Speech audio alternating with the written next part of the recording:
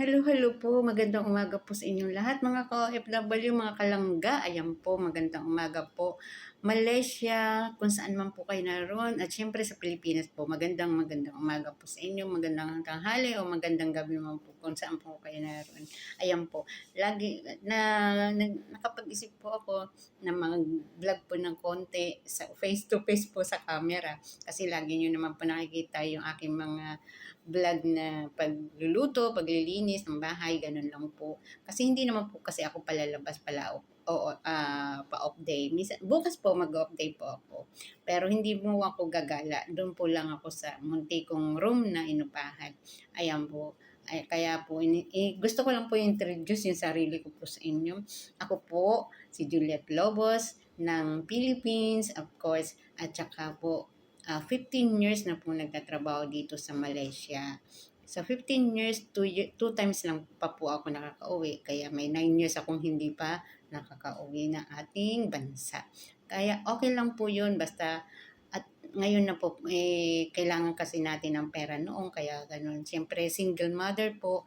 Byuda na po ako mga guys. Huwag niyo po isipin. Byuda na po ako. Kaya kailangan ko po talagang ikayod ng maigi, mag-double po para sa mga anak ko. Pero ngayon po, awa ng Diyos, nakatapos na po ang aking mga anak, kaya yun po, free na po ako, pwede na po ako umuwi. Pero hindi pa po sa ngayon kasi siyempre, meron pa po akong isang goal na kailangan po sa sarili ko naman. Kaya yun po mga kalangga po, maraming salamat po sa mga nag-view sa aking mga video, sa aking mga vlog. Salamat po sa inyo. At of course, hihingi lang po ako sa inyo ng isa po. Sana po subscribe niyo po yung aking channel, Juliet Lobos po. And please, fill the button po. Subscribe po and like po ang aking mga video. Please po. Alam niyo po, kaya po ako naisipan ko po mag-vlog. Kasi lagi po ako nandito sa YouTube. At syempre, kaya lagi po ako nandito sa YouTube dahil sa Jomcar. Yung mga taga-Jomcar po dyan, mga sulit Jomcar. Isa na po ako doon.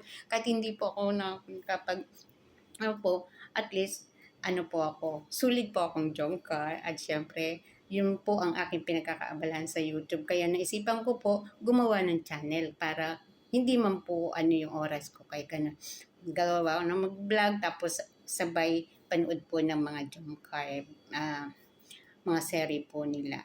Jomcar sulit po ako. Kaya kung sino po mga taga-Jomcar dyan po, hataw-hataw po tayo. Please, and of course, kailangan nyo po marathon nyo po ang Jomcar. Ayan po, ipa-plug ko na po sa aking YouTube channel ang Jomcar. Ayan po,